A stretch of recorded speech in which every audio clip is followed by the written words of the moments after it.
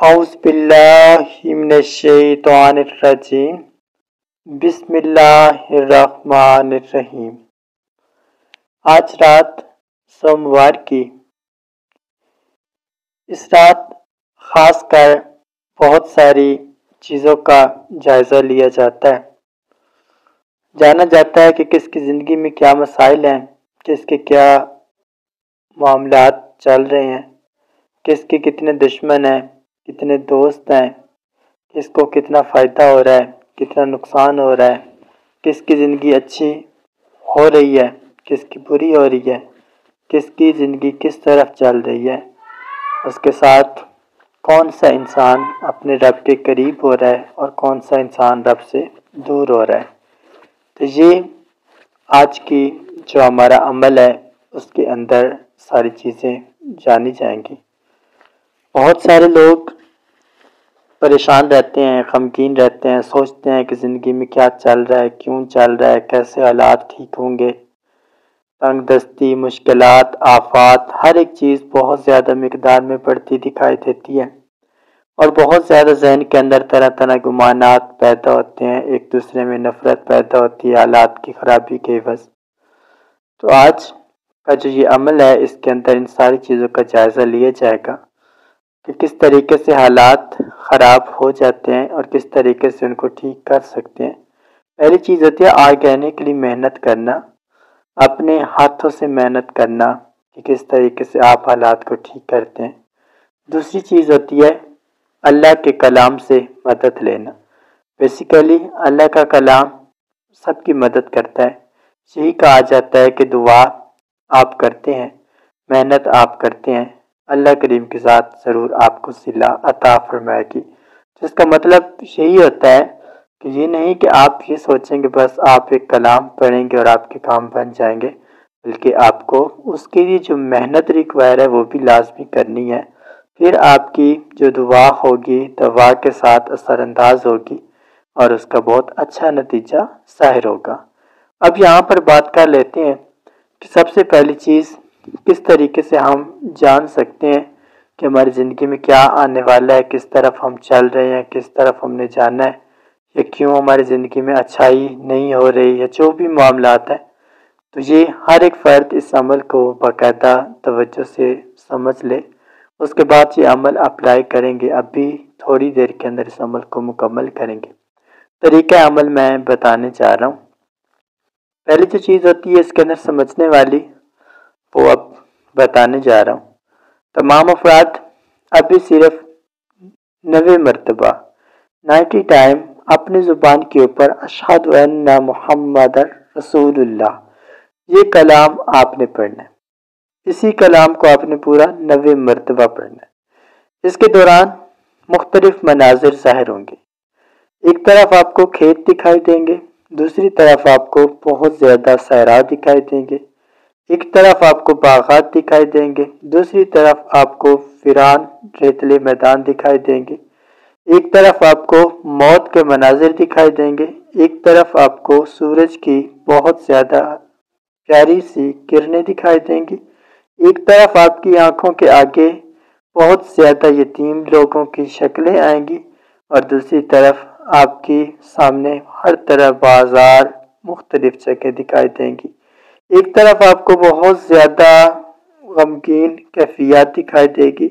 اور دوسری طرف آپ کو بہت زیادہ خوشنما کیفیات دکھائی دے گی۔ اب یہ تو چیزیں بتا دی گئی ہیں، لیکن اب ان کو ایکسپریس کیسے کرنا ہے کہ کیسے ہم سمجھیں گے کہ مطلب ہمارے ساتھ کیا پرابلم چل رہی ہے۔ تو اس عمل کے دوران جب پہلی کیفیت یہ تو بتا دی گئی کہ جتنے بھی لوگ کی یہ کیفیات ہوں گی یہ آپ لوگ بتائیں گے، اس کے بعد آپ کی رہنمائی ہوگی کہ کیا پرابلم آپ کے ساتھ درپیش ہے۔ لیکن جو اس کے مین جو پوائنٹس ہیں جن کی طرف ہمارا فوکس ہے اس عمل کے اندر، اگر آپ اس کلام کو پڑھنے کے دوران بہت زیادہ حد تک عجیب سی کیفیت دیکھیں جس میں آپ کے اندر گھبراہٹ، آپ کے اندر بے چینی، آپ کے اندر بہت زیادہ خوف کی کیفیت پھیل جائے، تو اس کا واضح مطلب آپ سمجھ سکتے ہیں کہ آپ اللہ اور اس کے رسول کے فرمان کی پیروی صحیح سے نہیں کرتے، جس وجہ سے آپ کسی بھی مشکل اور آفت کا شکار ہیں یا ہو سکتے ہیں۔ دوسری کنڈیشن، اسی کلام کے پڑھنے کے دوران ہی آپ کو ہر طرف ایک ایسی کیفیت دکھائی دے گی کہ جس میں ہر انسان روتا ہوا دکھائی دے گا۔ جب یہ منظر دیکھیں تو اس کا مطلب ہے کہ آپ نے بہت سارے اللہ کے فرمانوں کی بے حرمتی کی ہے، جس میں آپ نے خاص جو آپ کے واجبات تھے، صدقات تھے، جو اللہ نے ہر ایک کے اوپر لازم قرار دیے، آپ نے ان کو چھوڑا ہوا ہے اور ان سے بہت زیادہ آپ دور رہتے ہیں، جس وجہ سے اللہ پاک کی ذات آپ سے اتنا خفا ہے کہ آپ کے جتنی بھی اس نے نعمتیں، اپنی برکتیں، رحمتیں آپ کی طرف بھیجی ہوئی تھیں تو وہ ساری چیزیں وہ آپ سے موڑ رہی ہیں، ختمے کی طرف جا رہی ہیں،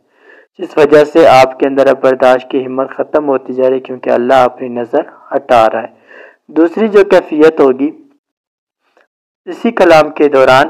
آپ دیکھیں گے کہ ایک بہت بڑا دریا ہے اور اس کے اندر بہت ساری چیزیں بہتی جا رہی ہیں، مختلف جانور بھی دکھائی دیں گے، انسان بھی دکھائی دیں گے، مختلف مناظر ہوں گے۔ یہ خطرناک لمحہ ہوگا۔ اس لمحے کا بیسک مطلب یہ ہوگا کہ آپ جتنا بھی اپنے رب کی عبادات کرتے ہیں، ریاضات کرتے ہیں، آپ ان کے اوپر قائم نہیں رہتے، پھر بھی آپ گناہ کر لیتے ہیں، خطا لیتے ہیں، جھوٹ بول لیتے ہیں، جو آپ نے وعدہ اپنی نماز کے اندر، اپنی دعا کے اندر اللہ سے کیا، وہ آپ توڑ رہے ہیں، جس وجہ سے اللہ پاک کی ذات آپ کو کسی گردش کی طرف راغب کر دے گی اور آپ کو بہت زیادہ مشکلات کا سامنا کرنا پڑے گا۔ آخر کے اندر ایک اور سٹیٹمنٹ آئے گی، اس کے اندر آپ لوگ دیکھیں گے بہت زیادہ حد تک ہر طرف بچے ہیں، بوڑھے ہیں، جوان ہیں، عورتیں ہیں، مرد ہیں، ہر طرح کے لوگ آپ کو دکھائی دیں گے، مختلف ہجوموں میں، مختلف جگہوں پر حلقہ بنائے ہوئے، مختلف جگہوں پر چلتے ہوئے، بھاگتے ہوئے۔ اس طرح کا جب منظر آپ دیکھیں تو اس کا مطلب ہے کہ آپ کو ہمیشہ اپنے رب کی جتنا بھی اللہ نے آپ کو جو دیا ہے اس کے اوپر شکر کرنا ہے، تاکہ آپ کا حال ان لوگوں جیسا نہ ہو کہ جو دن رات اپنے رب کا ناشکری کے عوض بہت زیادہ غموں اور مشکلات کا شکار ہیں اور وہ دن رات دوڑ میں لگے ہوئے ہیں، لیکن ان کو کبھی بھی خوشی یا سکونت نہیں حاصل ہو پاتی۔ تو جتنا زیادہ آپ اپنے رب کی جتنی نعمتیں اس نے عطا کی ہیں ان کا شکر گزار ہونے کی کوشش کریں گے، تو اس چیز سے آپ کی زندگی کے اندر مزید خوشحالی اور بہتری پیدا ہوگی۔ اور جو نہیں کرتے شکر گزاری، وہ یہ منظر واضح طور پر دیکھیں گے کہ اللہ کریم کے ساتھ جو لوگ اس کا سب کچھ استعمال کرنے کے باوجود بھی شکر گزاری کو نہیں آتے اور مانگتے ہیں تو ان لوگوں کو کیا سزا اللہ پاک پھر دیتا ہے، کیونکہ سب سے پہلی چیز جو ہماری ترجیح ہوتی ہے وہ 3 ٹائم کا کھانا ہوتا ہے۔ جب ہمیں وہ 3 ٹائم کا کھانا مل جائے، پھر اس کے بعد ہم یہ دیکھتے ہیں کہ ہمیں تو 3 ٹائم کا کھانا مل گیا، کیا جو اللہ کی اور مخلوقات ہیں ان کے پاس بھی 3 ٹائم کا کھانا اویلیبل ہے یا نہیں ہے؟ لیکن ہماری یہ کوشش ہوتی ہے کہ اگر ہمیں 3 ٹائم کا مل گیا تو ہم کہتے ہیں تھوڑا اور ملے اور یہ ایک لالچ کی کیفیت پیدا ہو جاتی ہے، جس کے نتیجے میں ہم بہت زیادہ بڑے بڑے خیالات، بڑی بڑی امیدیں باندھتے ہیں۔ جب یہ امیدیں ہم باندھ لیتے ہیں اور ہم اس چیز کو پانے کے لیے کوئی بھی ہم نے ارادہ کر لیا کہ یہ چیز ہم نے پانی ہے، اس کو پانے کے لیے ہم ہر جائز ناجائز طریقہ یوز کرتے ہیں، تو یہ چیز ہماری گمراہی کا سبب بنتی ہے اور ہمارے اندر مزید اپنے رب کے ساتھ محبت کی بجائے اپنے رب کے ساتھ چیلنجز والا بنا دیتی ہے کہ ہم اپنے رب کو چیلنجز دینے لگ جاتے ہیں کہ ایسے ہو جائے ایسے ہو جائے۔ تو یہ چیزیں آپ نے بالکل بھی نہیں کرنی، اللہ کریم کی ذات سے توبہ کرنے کی کوشش کرنی ہے۔ ابھی یہ کلام مکمل کریں گے، جب آپ کو ساری کیفیات کا پتہ چل جائے اس کے بعد ہر ایک فرد اپنی اپنی کیفیات بیان کرے گا اور آپ نے فوراً 2 رکعت نماز نفل توبہ پڑھنی ہے اور اس کے بعد آپ نے سجدے میں سر رکھ کے 40 مرتبہ آپ نے کلمہ طیبہ پڑھنا ہے۔ پڑھنے کے بعد پھر آپ نے اٹھنا ہے اور پھر دعا کرنی ہے۔ اس کے بعد آپ نے یہ 3 دن کا ایک کلام ہے، اس کلام کو آپ نے شروع کرنا ہے۔ وہ کلام ہے بسم اللہ الرحمن الرحیم، رب اجعلنی مقیم الصلاۃ ومن ذریتی ربنا وتقبل دعا، ربنا اغفر لی ولوالدی وللمؤمنین یوم یقوم الحساب۔ یہ کلام آپ نے 3 دن جاری رکھنا ہے، ہر روزانہ 313 مرتبہ اس کلام کو پڑھتے رہیں گے اور ہر قسم کے غصے سے، طلاق کلامی سے بچیں گے،